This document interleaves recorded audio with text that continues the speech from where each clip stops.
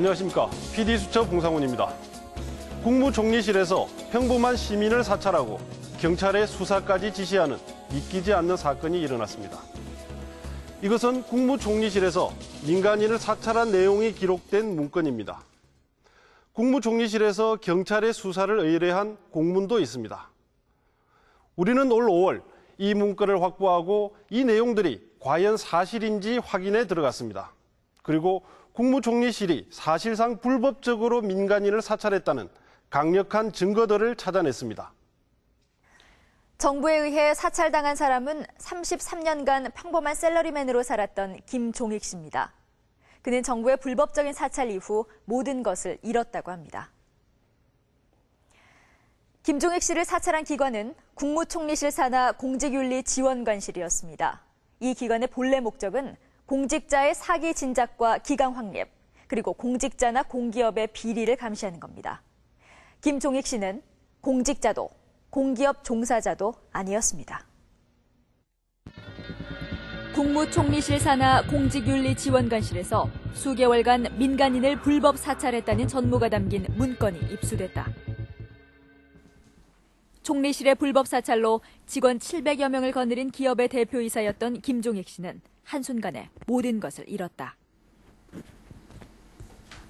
아무런 원칙도 없이 정치 권력에 굴신하는 국무총리실의 고급 공무원들을 저는 정말 고발합니다.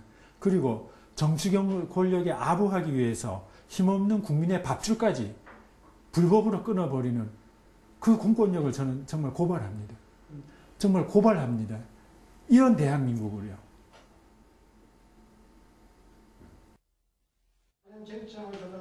지난 6월 21일 문제의 사찰을 지시한 총리실 산하 공직윤리지원관이 국회에 출석했다.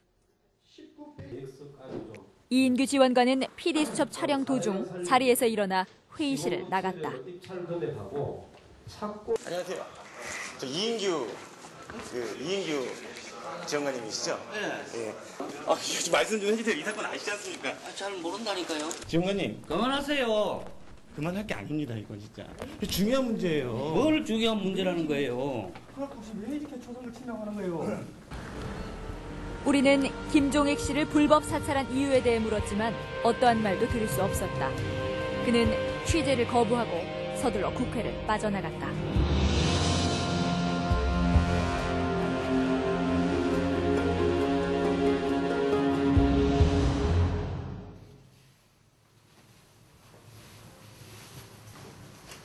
김종익 씨는 30여 년간 은행원으로 일했다.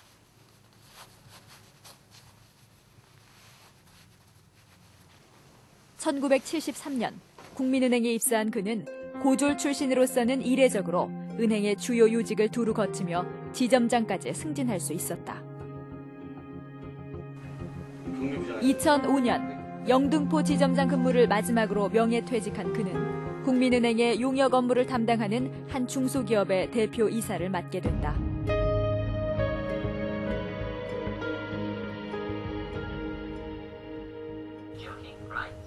처음 시작은 사소한 것이었다. 평소 컴퓨터를 즐겨하던 김 씨는 그날도 웹서핑 중이었다. 그는 한 사이트에서 미국에 거주하는 한인 유학생이 만든 동영상 하나를 보게 됐다.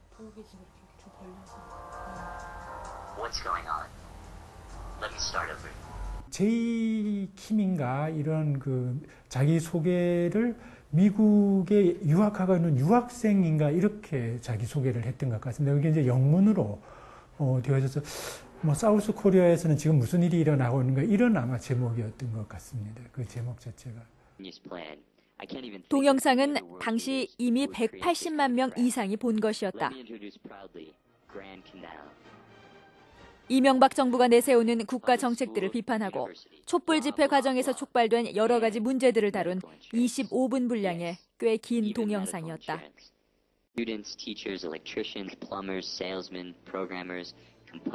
그때 점심시간인가 뭐 그래서 이제 제가 그냥 올려놓고 나중에 봐야지 이렇게 해서 이제 제가 갖다 올려놨죠. 김 씨는 나중에 다시 볼 요량으로 자신의 블로그에 동영상을 스크랩해 놓았다. 당시 김 씨의 블로그는 20-30명의 지인들만 가끔씩 찾아오던 곳이었다. 그런데 동영상을 올리고 얼마 지나지 않아 국민은행의 노무팀장인 친한 후배가 전화를 했다. 후배는 그날 공직윤리지원관실의 한 사무관을 만나 들은 이야기를 전했다. 김 씨가 개인 블로그에 대통령을 비방하는 내용의 동영상을 올려 문제가 되고 있다는 것이었다. 처음에 그걸 별로 대수롭지 않게 생각했습니다. 뭐 그걸 제가 무슨 만드는 것도 아니고 수많은 사람들이 보고 이렇게 그거 한 그건데 그게 무슨 문제가 될까 이렇게 생각을 했었습니다. 그래서 제가 그게 문제다 그러면 그걸 내리지 뭐 이렇게 이제 얘기를 했었어요. 김 씨는 바로 동영상을 삭제했다. 동영상이 문제니 그 동영상만 지우면 별 탈이 없을 거라 생각했다.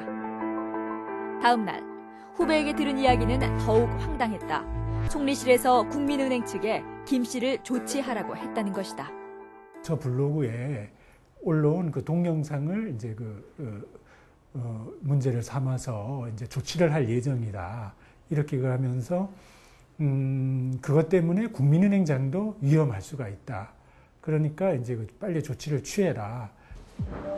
김 씨는 당시 국민은행 하청업체의 사장이었다.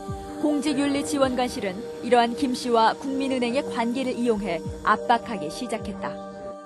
어느 선까지 그 요구를 그쪽에서 요구하는 것이 뭐냐라고 이제 그 알아봐 달라고 그랬더니까 대표이사직 사임, 그다음에 이제 지분 이전 이런 것까지 이제 그쪽에서 요구하고 있다는 거죠.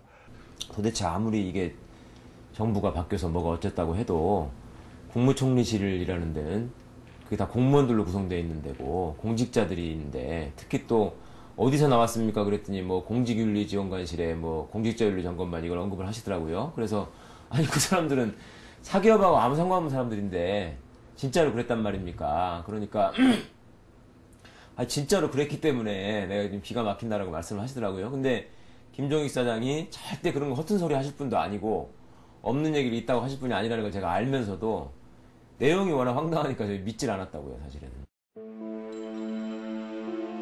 공직윤리지원관실에서는 김 씨의 후배인 국민은행 노무팀장뿐만 아니라 남경우 국민은행 부행장까지 만나 김 씨에 대한 조치를 하라고 압력을 넣었다고 한다.